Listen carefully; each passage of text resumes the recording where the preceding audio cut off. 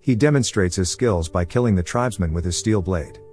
Outside the palace, Ying Zheng, Wen Jun, and Yang Duan he get outnumbered by Zhao's army after many of their soldiers die.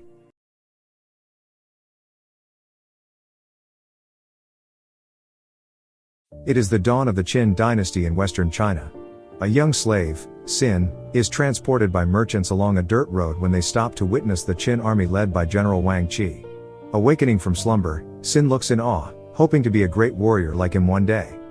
Later, he is sold to a small village owned by a local farmer and befriends Piao, another young slave. To make the best out of their new life, the two boys practice sword fighting with one another since they both aspire to be in the military and become generals. Their skills improve as they mature, and Xin becomes a more aggressive fighter. One afternoon, an imperial emissary, Chang Wenjun, witnesses their sparring session and visits their village. Searching for soldiers to enlist in King Ying Zheng's vast army, he asks the farmer for Piao while refusing to take Xin. Piao thinks it over that night though Xin encourages him to join the military. At dawn, they spar for a final time, with the two best friends assuring they will reunite one day. Though Xin feels lonely, he spends most of his days at the farm training, lifting more than he can carry and jumping high enough to perform a strike from the air. One night, as he rests in the shed, Piao returns but falls in his arms due to injuries he sustained in a battle. As he lies dying, he warns Xin that King Ying Zheng's brother, Cheng Zhao, is trying to usurp the throne and launches an attack on the kingdom. Through a hand-drawn map, he asks him to go to the marked location, but he does not explain why. He dies telling Xin no matter what he accomplishes, his spirit will always be with him. The hysterical young man hurriedly flees the hut with Piao's sword to follow his last bidding. Shortly after, a group of soldiers loyal to Cheng Zhao discover Piao's corpse thinking it belonged to Ying Zheng. They murder the villagers and set the village on fire. Elsewhere, Xin gets cornered by a group of bandits who take an interest in the weapon. Fortunately, they are quickly defeated due to Xin's incredible fighting skills. He leaves while a masked owl figure from the bandit camp follows closely behind. Not long after, Xin reaches a small hut and enters to find King Ying Zheng, though he pauses, thinking he is Piao. Suddenly, the pair are ambushed by a Shukayu assassin. Visibly enraged by the encounter, Xin attacks, deducing that Piao was hired to serve as a body double and got killed to protect the king. The assassin underestimates Xin's battle prowess and is defeated. He begs for his life, but Ying Zheng kills him for his insolence. Afterward, the pair see the village engulfed in flames from a distance. Knowing Zhao will soon discover his whereabouts, he escapes with Xin through a cavern leading to the mountains with the assistance of the masked owl figure, revealing herself as Helao Diao, a child from the mountain tribe. As the group traverses the cave, the king explains the events that led to the mutiny. Xin becomes upset, thinking he forced Piao to endanger himself to save him. Still, Ying Zheng clarifies that his friend insisted on protecting him without hesitation, risking his life for his childhood dream to become a reality. This revelation inspires Xin to carry on and help the king with his plan to rendezvous with his army, led by Chang Wenjun. Meanwhile, at the Qin palace, Cheng Zhao convenes with his court about their next move to eliminate Ying Zheng. General Wang Qi, believed to have retired a while back, arrives and presents a decapitated head supposed to belong to the king's emissary. When June he promises to hunt down Ying Zheng in exchange for a part of the imperial army's dominion. Elsewhere, Xin and the group reach the bamboo forest but are attacked by another assassin, Muda, equipped with poison darts. The young fighter is seemingly outmatched, as Muda uses his swiftness to launch incredible moves with his weapons. Using the bamboo trees as defensive structures, he overpowers the assassin, striking a final blow as he turns around. Unfortunately, he gets poisoned, knocking himself unconscious. A short while later, Xin awakens in an ancient summer resort built by the Qin and the mountain tribe 400 years ago. While he recuperates, the king explains his family's lineage, being born into royalty despite having a court dancer for a mother. His father died after only 3 years, leaving him a young ruler at 13, much to the consternation of Zhao, who despises commoner blood. Along with his half-brother, backed by the chancellor, the business-turned-politician, Liu Bovai, is also seeking the throne. Later in the afternoon, all is quiet until the group senses the presence of soldiers outside the retreat house. Fortunately, they are Ying Zheng's men, led by a still-living Chang Wenjun. He apologizes profusely for coming late, as their escape plan got botched along the way. Meanwhile, Zhao is led atop the kingdom's walls to view the massive 80,000 soldiers who have enlisted in his army. He demonstrates his true power by showcasing a high-ranking peasant-born soldier and getting him killed by the giant disfigured executioner, Lang Kai, in front of everyone, believing only in men raised in nobility.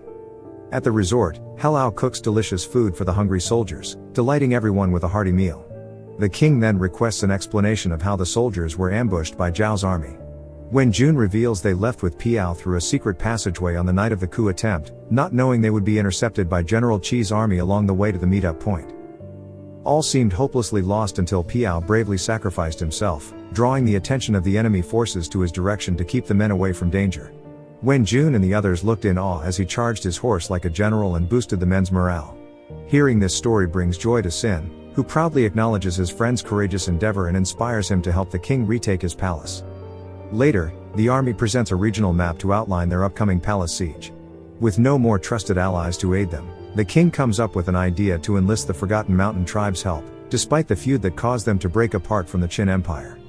However, as they arrive at the mountainside, they become surrounded by the mountain tribe warriors who capture and take them to their chieftain, Yang Duanhe. Upon meeting the king, she was immediately concerned about his proposed alliance, believing the Qin Empire must pay for their betrayal 400 years ago. Before Sin gets beheaded by one of the guards, Ying Zheng reasons that he intends to stop the fighting and dismantle the borders that prevent the 7 states in China from crossing one another. Sin frees himself and speaks arrogantly, pleading with the mountain tribe to honor their ancestors' dream of a better world by uniting as one. Impressed by the zeal of both men, Yang Duanhe reveals her face, accepting the alliance and agreeing to help retake the king's throne. Shortly after, Ying Zheng lays out his devious plan to enter the kingdom without fighting Zhao's army of 80,000 soldiers. Blending disguised as part of the mountain tribe, the group travels to the borders of the Qin Empire. Upon arriving, Yang Duanhe prepares her ruse, revealing her intention to unite with Zhao's forces, an opportunity the Imperials cannot pass up since it will help increase their influence in China. They are welcomed inside, but the chieftain is allowed only 50 people to accompany her, leaving most of the mountain tribe outside the gates. Meanwhile, the chancellor gleefully tells Zhao their possible alliance with the mountain tribe will help quell Liu Buvai's army. He and the officials step outside to welcome the chieftain, who refuses to disarm their group until a formal pact has been discussed. As soon as they enter the Shuqi Gate, Ying Zheng begins the siege by attacking the guard, signaling everyone to charge. After closing the gate, he instructs Sin, He Liao, and a trusted soldier, Bai, to use the underground passageway directly connecting to the throne room and assassinate Cheng Zhao while himself, Wen Jun, and the chieftain act as decoys causing chaos. Shortly after, the king's group reaches the courtyard but is blocked by the palace soldiers. The chancellor orders them to cut off Ying Zheng's head. The mountain tribesmen rush in first but are quickly eliminated by the archers. Suddenly, as the soldiers carefully march forward, the tribesmen awaken, having built a tolerance to pain. They overpower the entire army ruthlessly, shocking Zhao's officials. Meanwhile, Sin and the warriors are cornered by Ying Zheng's former general, Zhuo Si, but he leaves to let his soldiers fight. They are easily defeated due to the mountain tribe's ferocity and Sin's sword fighting skills. Simultaneously, Ying Zheng and the group arrive below the steps to the palace and attack the guards, much to Zhao's delight since he believes his brother is getting closer to his demise by his hands. In the passageway, Lang Kai, Zhao's executioner, appears and thrashes the warriors with his mighty fists and brute strength. An enraged Sin retaliates by jumping high and kicking the giant in the face to pin him down. Slicing his throat, he wins the fight, much to his brethren's amazement.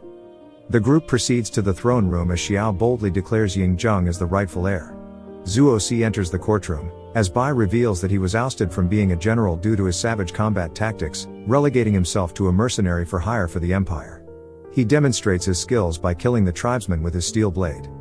Outside the palace, Ying Zheng, Wen Jun, and Yang Duanhe get outnumbered by Zhao's army after many of their soldiers die. The king boosts the men's morale to keep fighting and buy time for the assassination to be completed. Meanwhile, Sin attacks Zhuo Si with all his might. Still, the mercenary outplays his moves, even going so far as killing the court officials to get closer to him. Bai tries to save Sin but gets sliced in the shoulder. The young fighter retaliates but gets knocked down and cut in the face, much to Zhao's amusement. Before striking the final blow, Zhuo Si chastises him for chasing his dreams, which will only lead him to failure. Sin is reminded of Piao's encouragement to become general one day, giving him enough strength to block Zhuo Si's sword and kick him away. Holding Piao's blade in an attacking pose, he closes his eyes, waiting for the mercenary to approach him. As he closes in, Sin leaps incredibly high and strikes him on the chest, breaking his blade, similar to how he broke the stone during his training sessions. Zhuo Si dies, leaving Zhao defenseless while the rest of the council flees in horror. He Liao kills the chancellor by darting his left eye with poison but gets stabbed. Luckily, Sin discovers that she has been wearing armor underneath her owl suit all along, which saves her. Meanwhile, Zhao tries to escape to the courtyard and confronts a weary Ying Zheng, ordering the men to attack, but they hesitate. He gets struck with his brother's blade and freaks out due to the blood gushing from his wound. His brother spares him but severely beats him to a pulp as punishment for his usurpation.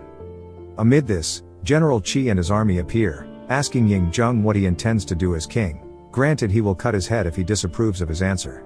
Ying Zheng solemnly vows to unite China under the Warring States period, even if more wars will happen to secure a better future for the nation. Satisfied, the general orders Zhao's men to stand down, whirling his blade to show his authority. As he leaves, he tells Sin to look forward to meeting him in battle someday. Sin raises Piao's sword as everyone cheers for victory. Later, when Jun confides with Bai about his suspicions that General Qi is orchestrating events in his favor. Meanwhile, Sin, He Liao, and the king prepare to rule the new empire. Thank you for watching. Subscribe for more videos like this to help the channel out. Have a nice day.